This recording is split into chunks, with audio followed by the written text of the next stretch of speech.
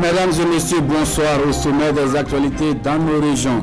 Le Fonds minier de développement local expliqué aux populations de Bagassi dans la région de la boucle du Moun. C'est un devoir de redevabilité de la société minière Roxgold. Objectif affiché, utiliser à bon escient ces fonds alloués par la société pour faire de Bagassi une commune émergente. Dans sa traditionnelle sketch playback contre chant, bref, c'est ainsi parti pour la sortie culturelle du Nyankadougou dans la région des Cascades. Une activité culturelle portée par l'association Yana pour le développement qui entend ainsi prôner la cohésion sociale. Images et commentaires dans ce journal.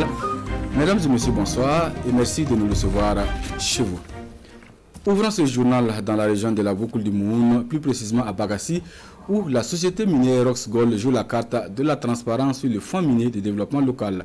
Jeudi dernier, autorités locales responsables de la société minière étaient autour de la même table avec pour mission principale discuter sur les mécanismes et les conditions de ce fonds, conditions d'utilisation de ce fonds. Yves Romba, Claude Romba et Hélène Sego. Dans le cadre du Fonds minier de développement local, la commune minière de Bagassi bénéficie de plus d'1 milliard de francs CFA. C'est dans l'optique de faire de cette localité une commune émergente que ses participants renforcent ici leur connaissance sur les investissements appropriés. Il était bon qu'on puisse échanger avec tous les acteurs pour qu'ils sachent ce que c'est que les fonds miniers de développement local, notamment quels sont les secteurs que ces fonds-là vont financer et comment ça doit se faire. Qu'est-ce qui est social et qu'est-ce qui ne l'est pas. Bien que nous avions réservé 120 millions pour la formation des jeunes et leur reconversion. Mais malheureusement, hélas, nous avons été mis devant le fait accompli. Comme le fonctionnement n'est pas du tout partie intégrante des investissements, on nous a dit de faire autre chose sur place. Le Fonds minier de développement local est destiné entre autres à la construction d'infrastructures scolaires et sanitaires. La société minière Roxgold implantée dans la commune de Bagassi entend poursuivre ses investissements au profit de la population. Lorsqu'on ne va pas se retirer complètement, ça au moins c'est certain. C'est certain qu'il y a des choses qui vont changer, mais lorsqu'on reste toujours à côté de sa communauté en tant que mine citoyenne. La société minière Roxgold verse 1% de son chiffre d'affaires au Fonds minier de développement local. Le maire de Bagassi souhaite un allègement des textes de ce fonds pour le rayonnement de sa commune. Dans l'actualité ce soir, le Rotary Club Ouagadougou d'Idoyen vole au secours des pensionnaires du centre d'accueil des enfants en détresse de Guilungu dans la région du plateau central. Des vivres, du savon, des moustiquaires et une enveloppe financière. Voilà ce que le Rotary apporte aux responsables de ce centre. C'était en présence de Roger Kam et Sekou Zango. Des vivres, du savon et des moustiquaires impayés au profit des pensionnaires du centre d'accueil des enfants en détresse de Guilungu dans le plateau central. Le Rotary Club Ouagadougou d'Idoyen vient ainsi soulager ces orphelins qui en avaient besoin.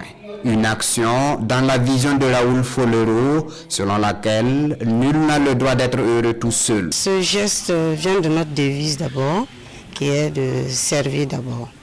Servir d'abord, ça veut dire qu'à Rotary, nous sommes disponibles pour mettre à profit notre talent, notre temps et notre ressource économique au profit des plus démunis. Le centre d'accueil des enfants en détresse de Guilungu compte plus d'une quarantaine de pensionnaires et par ce geste, la satisfaction est totale de la part des gestionnaires du centre.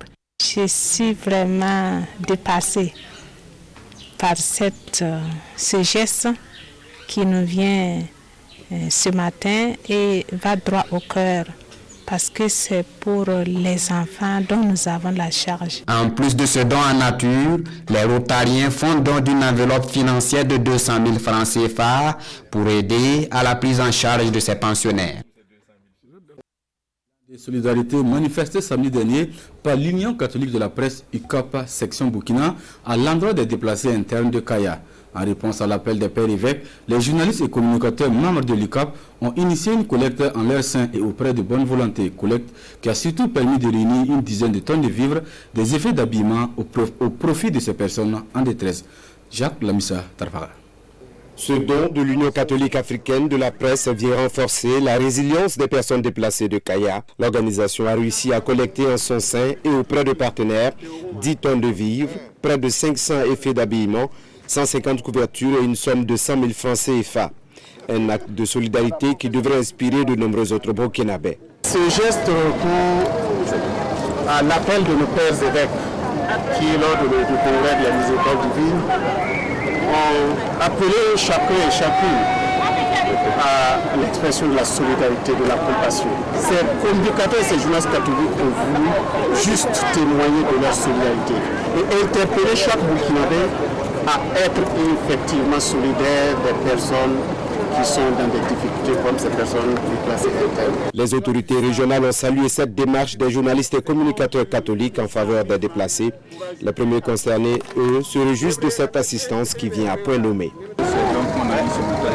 Ça va nous permettre vraiment d'encourager ceux qui viennent d'arriver. Puis quand les déchets qui viennent d'arriver, les déplacés sont venus par part. Ils ne sont pas venus tous à même moment. Donc ça fait que les premiers arrivés, ils ont déjà une assistance bien sûr aussi. Maintenant, ceux qui viennent d'arriver aussi, ils attendent. La région du Centre-Nord compte plus de 400 000 déplacés. Ils bénéficient de nombreuses assistances, mais la diversité des besoins crée toujours un manque, comblé en partie par des dons comme celui de l'UCAP Burkina. Un mot de religion dans ce journal et on se rend à la maison d'arrêt et de correction de Ouagadougou. Dans ce centre pénitentiaire, les fidèles catholiques pourront désormais prier le Seigneur dans une nouvelle chapelle et un lieu de culte entièrement rénové grâce à l'engagement des pensionnaires de la MACO. Occasion donc pour les fidèles de rendre gloire au Seigneur, prêcher le pardon et la tolérance, le tout à travers une messe d'action de grâce. Yvan Benito Sommet, Armand Daviré, à qui nous avons bien voulu prêter la voix. Une messe d'action de grâce ce dimanche matin, ici à la chapelle Saint-Paul de la maison d'arrêt et de correction de Ouagadougou.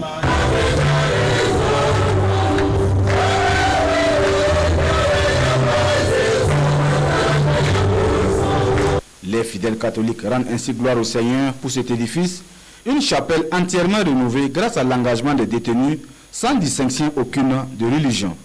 Une action saluée par le prêtre célébrant qui, à travers son homélie, appelle les détenus à cultiver le pardon. J'ai fait mention de Nelson Mandela qui a été un détenu et qui, avec le pardon, a pu se reconstruire humainement, socialement, jusqu'à même devenir un chef d'État qui a laissé vraiment un exemple à l'Afrique et au monde entier. Donc c'est ce que je souhaite le plus aux habitants de cette maison. Et pour tous ceux qui sont venus participer avec eux, je souhaite aussi que nous soyons des intendants de cette miséricorde de Dieu. Être des intendants de la miséricorde de Dieu en tout temps et en tout lieu. Et pour le directeur de la maison d'arrêt et de correction de Ouagadougou, la rénovation de la chapelle contribue à la réalisation du programme du ministère en charge de la justice, à savoir l'humanisation des lieux de détention. La prison, il y a toujours des difficultés dans la gestion, que ce soit dans la sécurité, mais qu'on arrive à récupérer les détenus sur le plan spirituel, là, on a tout gagné. Celui qui accepte le Christ peut pouvoir abandonner ses fautes et puis renouer les bonnes relations avec son environnement de vie. Partant de cela, ça va nous amener dans une situation où on a la paix dans la gestion de notre établissement pénitentiaire. En attendant la bénédiction de la chapelle par le cardinal Philippe Ouedraogo, la coupure du Liban et la visite de l'édifice ont également ponctué cette messe d'action de grâce. La culture de la cohésion sociale prônée à Niankadougou dans la région des Cascades. Et c'est à la faveur de la première édition des journées culturelles, des journées portées par l'association Yanan pour le développement. On en sait davantage avec Drissa Traoré et Karim Sissé depuis Bobo Dioulasso. La troupe Benkadi de Bérégadougou en pleine prestation, bienvenue à la sortie culturelle de Niankadougou dans les Cascades. Une sortie initiée par l'association Yanan pour le développement. À cette sortie culturelle, une quinzaine de troupes de danse, de chants et de contes ont égayé le public. Des troupes venues de Banfoura, de Bobo Dioulasso, de Ouagadougou et de Bérégadougou. Elles ont toutes presté sous le thème de la cohésion sociale. Ce qui a fait séparer les villages, comme je viens de le dire tantôt, c'est les champs de canne à sucre de la Sosico. Alors du coup, ça fait que les gens se sont dispersés. Et comment faire pour se retrouver, c'était compliqué. Donc on a créé cette association afin de se regrouper et toujours continuer dans la cohésion sociale pour pouvoir rester toujours en famille. 2020, année électorale au Burkina. Pour les parrains de la cérémonie, il est de bon ton de sensibiliser à chaque fois les populations sur la nécessité de la culture de l'esprit, de la tolérance, de la sécurité et de la cohésion sociale. Pour nous, quelle qu'en soit la situation qui va tenter de détériorer la cohésion, c'est ce que vous avez vu avec les sketchs même bientôt qui vont monter. Nous avons dit qu'il faut se référer à des personnes ressources pour des règlements à l'amiable des différends qui peuvent se poser. Et c'est avec honneur et fierté que nous avons accompagné, donc nous avons décidé donc d'accompagner ces frères-là qui ont abandonné toutes les activités depuis Ouagadougou pour venir donc non seulement ambiancer notre commune, mais aussi mener des activités qui rentrent dans la sensibilisation donc de nos populations. À cette occasion, des prix en nature et en numéraire sont remis aux personnes qui se sont illustrées dans le cyclisme. Les organisateurs donnent rendez-vous en 2021 pour la deuxième édition de la sortie culturelle de Niankadougou. De la région des Cascades, nous mettons le cap sur la région du Sud-Ouest où la 8e édition de la Coupe de Kamti a connu son épilogue le 6 septembre dernier. Cercle de Feu Flassan Baki était l'affiche d'angle de cette finale, score final 1-0 en faveur des Cercles de Feu. Le résumé du match avec Elvis Tuna et Siege de Kael Poda. C'est une finale pleine de rebondissements que les spectateurs de Kamti ont pu apprécier. Après les discours, salutations d'usage et coups d'envoi officiels, Cercle de Feu en noir et blanc, les Verts de Baki Club passent à l'explication footballistique. Les blancs et noirs entament mal la partie et se font pilonner de toutes parts. Plus de 10 minutes durant, l'attaque de Baki Club accentue la pression mais fait montre d'imprécision. Des erreurs payées cash puisque Cercle de Feu sort lentement la tête de l'eau et à la première occasion, à quelques secondes de la fin de la première partie de jeu, la sanction tombe. Cercle de Feu 1, Baki Club 0. C'est le score à la pause. À la reprise, les blancs et noirs retrouvent leurs esprits et tiennent face aux velléités offensives des Verts. Le score reste inchangé jusqu'au coup de sifflet final. L'idée est venue d'abord du fait que je suis joueur et je fais un peu beaucoup les villes. Lorsque je pars à Ouaga, je peux jouer 2 à 3 compétitions en une journée. Et je me suis senti un peu mal à l'aise le fait que ce genre de compétition n'est pas ici dans ma commune pour faire amuser la jeunesse. Donc je me suis dit, pourquoi pas, tu ne vas pas essayer de lancer pour voir ce que ça va donner. Malheureusement, nous n'avons pas beaucoup de soutien. Je suis donc cette organisation donc, du football depuis 8 ans durant. Et on a eu à échanger donc, les éditions passées. Et j'ai compris que le petit frère a besoin donc, d'un accompagnement. Donc cette année, je me suis porté volontiers donc, de l'accompagner. Et vous saviez que le football est un facteur catalysateur, c'est un facteur donc, d'union, de communion. Et ce soir, quand vous regardez sur le terrain, la jeunesse est fortement mobilisée. En tout cas, c'est une fierté pour nous d'accompagner cette initiative qui est très louable pour le football donc, burkinabé et en particulier dans la commune de Kamti. Le promoteur de la Coupe du 6 septembre entend poursuivre dans sa lancée pour encore augmenter le nombre de participants qui passe de 6 en 2013 à plus de 25 en 2020. Et c'est très sportivement donc que s'achève cette édition de 19h sur la télévision du Burkina. Merci de nous avoir suivis. Marguerite Donou vous retrouve dans quelques instants pour l'édition du 20h. Bonne suite à 2 programmes.